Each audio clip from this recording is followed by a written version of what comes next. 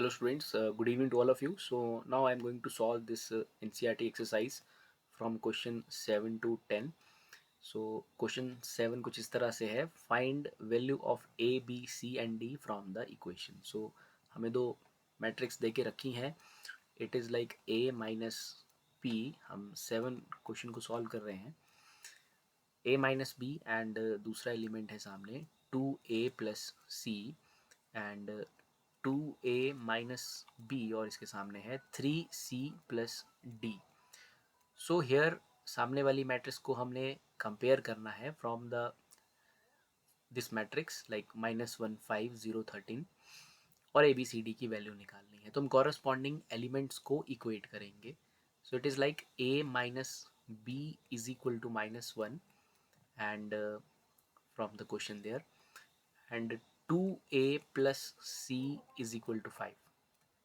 तीसरा इक्वेशन बनेगा 2A minus B is equal to 0 and fourth बनेगा 3C plus D is equal to 13. हमने corresponding elements को equate किया है जो हमारे पास गिवन मैट्रिक्स में है क्वेश्चन में.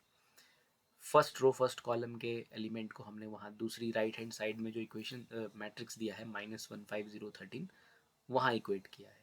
So A minus B equal to -1. So from here we can write some relation like A is equal to -1 plus B. So इसी रिलेशन का यूज़ हम इस थर्ड इक्वेशन में कर लेंगे जो कि कुछ इस तरह से है 2A minus B equal to 0. So A की जगह पे स्टूडेंट्स हम राइट कर देंगे -1 plus B bracket -B is equal to 0. So it is -2 plus 2B and -B is equal to 0. So 2B से एक B चला जाएगा. So B is equal to 2. तो इस तरह से हमें B की जो वैल्यू है 2 वो मिल जाती है. एंड देन अब B की वैल्यू मिल चुकी है. इसका इस्तेमाल हम इक्वेशन जो फर्स्ट लिखी है उसमें कर सकते हैं. सो A minus B is equal to -1. तो आप B की जगह सब्स्टिट्यूट करेंगे माइनस और ये यहाँ माइनस है. B की वैल्यू 2 है -1. So A comes out to be -1 plus 2 यानी कि 1. सो इस तरह से हमें A की वैल्यू भी मिल जाती है. So A is 1 and B is 2 there.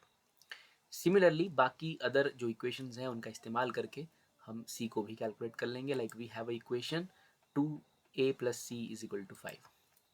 तो हम इसे लिखेंगे 2A plus C is equal to 5 और A की वैल्यू है 1. सो it is 2 plus C is equal to 5. So C is equal to 5 minus 2 यानी कि 3. सो इस तरह से हमें फर्स्ट 3 की वैल्यू मिल जाती है. A is 1 and B is 2 and C is 3 there. अब हमें बचती है लास्ट वैल्यू निकालने के लिए D की value. So it is quite easy. So we can again use this relation, last relation 3C plus D is equal to 13.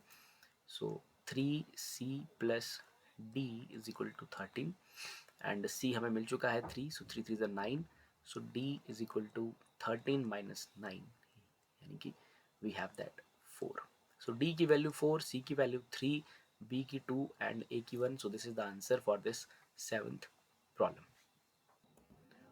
So now simply आप इस क्वेश्चन को ऐसे कर पाएंगे. So now let's come to the question 8 there. And in question 8 like Aij कुछ इस तरह से लिखा गया है Aij and M cross N is a square matrix.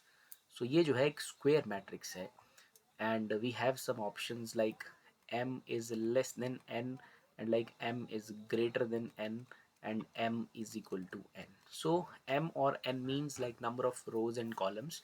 So square matrix means if equal number of rows and columns are there then उस matrix को हम square matrix कह सकते हैं. So this is the answer for this question. C is the answer, like M is equal to N if this is possible. If this is the case then the matrix is called as the square matrix. So now let's come to the question number 9 there. So in the ninth problem here, like which of the given values of x and y make the following pair of matrices equal. We have two matrices there and कौन सी values के लिए for x and y that these matrices are equal. Matrices equal means the corresponding elements of these two matrices are same. Like first row first element of this matrix is equal to the first row first element of this second matrix. So let's check it. So what are the possible values of x and y there? So if the matrices are equal, then obviously we can compare the corresponding elements. तो हमारे पास कुछ इस form में दे के रखे हैं, like 3x plus 7 5 and it is y plus 1 and 2 minus 3x, and इसे हमें इक्वेट करना है basically 0 y minus 2 and one element is 8 and other one is 4. So हम फर्स्ट एलिमेंट से फर्स्ट एलिमेंट को इक्वेट करेंगे. So it is 3x plus 7 is equal to 0, because हम prove करने जा रहे हैं कि ये कौन सी x और y की वैल्यूज़ के लिए इक्वल मैट्रिक्स बन सकती हैं. तो इसलिए हमने सपोज किया कि they are equal, so then हम यहाँ से x निकाल लेंगे. So it is like x equal to -7/3. So for this value, like अभी यहाँ से हमें ये मिला है. हम y के लिए भी चेक कर लेते हैं, बट यहाँ पर हमारे पास x के लिए दो जगह पे x है, यहाँ पर दो एलिमेंट्स में x है. Like this is y plus 1 equal to 8. So we can equate that y plus 1 equal to 8. So here y is equal to 7. And एक और है हमारे पास, like 5 is equal to y minus 2. So y is equal to 7.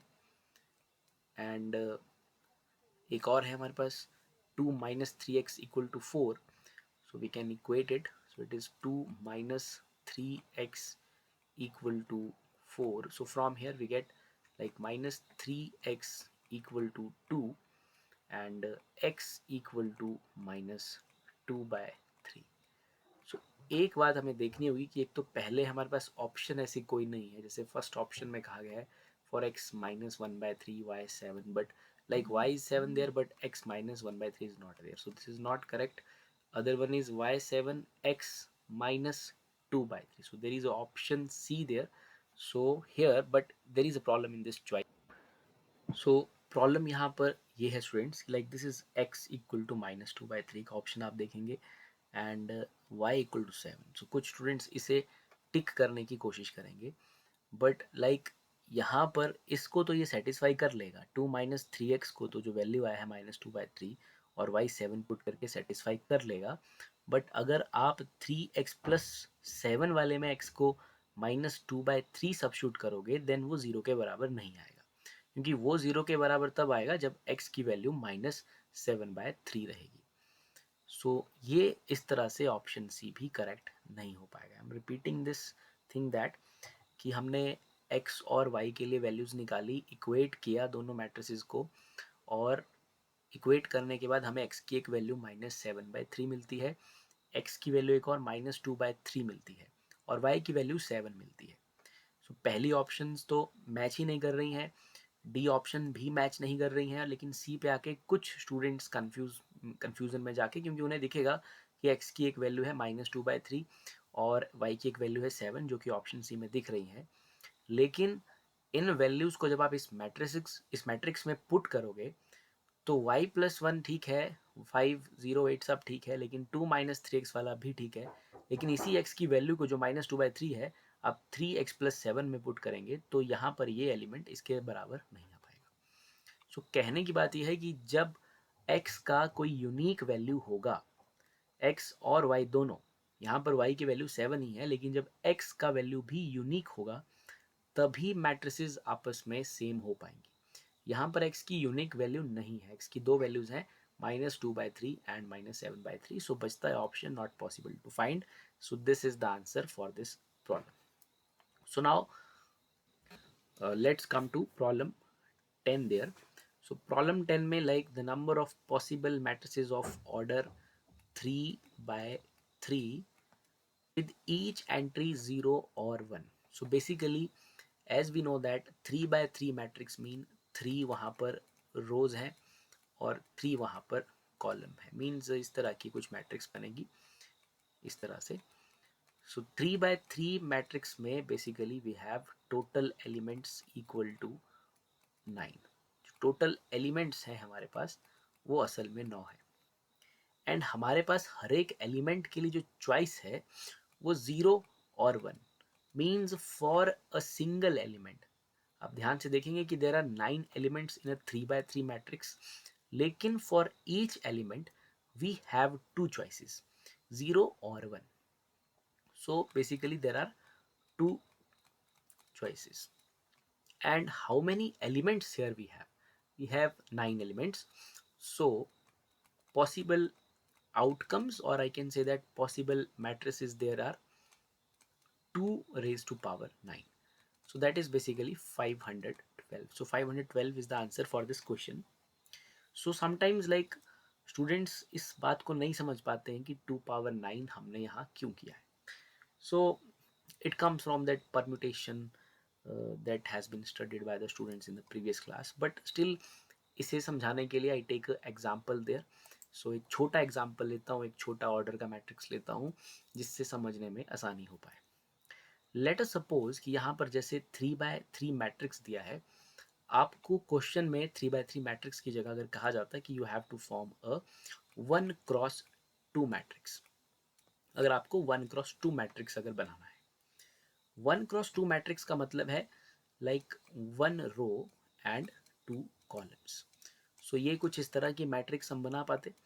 This is a 1x2 matrix, 1 row 2 columns. So how many elements in this matrix we have? There are only 2 elements we have. और again इस question में कहा जाता है कि for a single element you have a choice 0 और 1. दो choices आपके एक element को मिलती हैं.